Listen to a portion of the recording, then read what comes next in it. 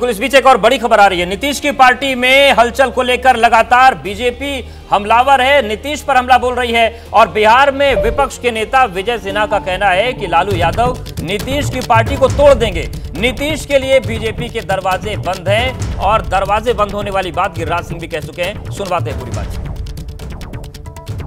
Sir, JDU की दिल्ली में आज बैठक है राष्ट्रीय पदाधिकारियों की। कल राष्ट्रीय कार्यकारिणी और राष्ट्रीय परिषद की बैठक है।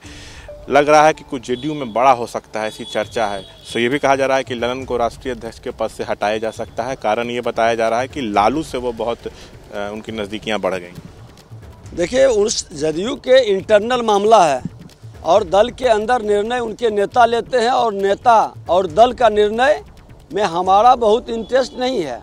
हमारा तो इंटरेस्ट है कि बिहार के अंदर फैल रही अराजकता का, और अराजकता फैलाने वाले जो सबसे बड़े एलिमेंट्स हैं, जंगल राज का पुरोधा श्रीमान लालू प्रसाद यादव, और लालू प्रसाद यादव मुख्यमंत्री को प्रधानमंत्री का सपना दिखा करके सत्ता हथियाना चाह रहे हैं, जदयू को तोड़ना चाह रहे हैं, अपने पुत्र को मुख्यमंत्री बनाना चाहते हैं, जिसके कारण आज कई भ्रम की वातावरण बनी है। लेकिन दोनों समझौता करेंगे सत्ता में भागीदारी के लिए, और बिहार में जनता की गाढ़ी कमाई की लूट की छूट का माहौल बना हुआ है। इसलिए ये दोनों बड़ी मुश्किल से हट पाएंगे, हटेंगे नहीं। बड़े भाई छोटे भाई दोनों महाठग हैं, एक दूसरे को फिर ठगने का प्रयास करेंगे।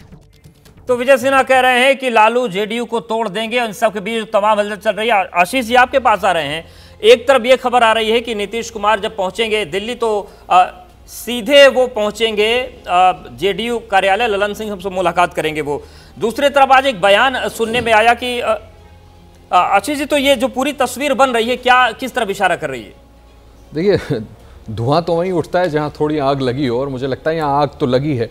और राष्ट्रीय अध्यक्ष बदलना अगर बदला जाता है तो मुझे कोई आश्चर्य भी नहीं होगा। जिस तरह से इन लोगों ने अवधेश अभी जातीय जनगणना कराई थी, उसके बाद इनको सूट भी करता है अगर इतना बड़ा ओबीसी चेहरा दोबारा से राष्ट्रीय अध्यक्ष बन जाता है। और मैं आप सभी को याद दिला दूं कि बहुत लंबे समय तक बतौर मुख्यमंत्री और राष्ट्रीय अध्यक्ष नीतीश कुमार पहले भी रह चुके हैं। तो कोई नया ऐसा बहुत बड़ा एक्सपेरिमेंट नहीं होगा जो जेडीयू में पहले नहीं हुआ है जी।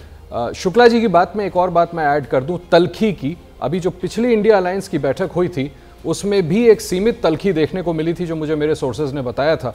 और उसमें हुआ ये था कि नीतीश जहां नाराज होकर के चुप बैठ गए थे और बोले थे मुझे कोई पद नहीं चाहिए, जब ममता बनर्जी ने नाम लिया, अरविंद केजरीवाल ने सपोर्ट किया मल्लिकार्जुन खड़गे का, तो ललन सिंह कांग्रेस के आर्ग्यूमेंट्स में जितनी भी बातें कह रहे थे उसको वो सपोर्ट करते जा रहे थे। तो मुझे लगता है वो बात भी उनको जरूर चुभी होगी। एक और राजनीतिक में आपको इसका फायदा जेडीयू को होता दिखाता हूं, या कम से कम नीतीश कुमार के फेवर में जो जा सकता है वो इंडिया अलायंस के दूसरे कॉन्स्टिट्यूएंट्स पे इस बात का दबाव पड़ना कि भले ममता बनर्जी ने नाम ले लिया मल्लिकार्जुन खड़गे का, लेकिन अगर बिहार जैसे बड़े राज्य में एक इतना बड़ा ओबीसी चेहरा दोबारा से राष्ट्रीय अध्यक्ष बन जाता है तो प्रधानमंत्री पद के लिए उनके चेहरे को भी कंसिडर आगे किया जाए। तो मुझे लगता है सारे समीकरण ऐसे बन रहे हैं कि संभव है कि इस तरह की तब्दीली हमको देखने को मिले।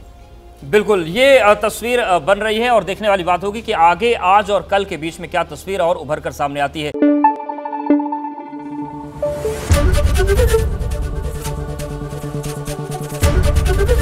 एबीपी न्यूज आपको रखे आगे।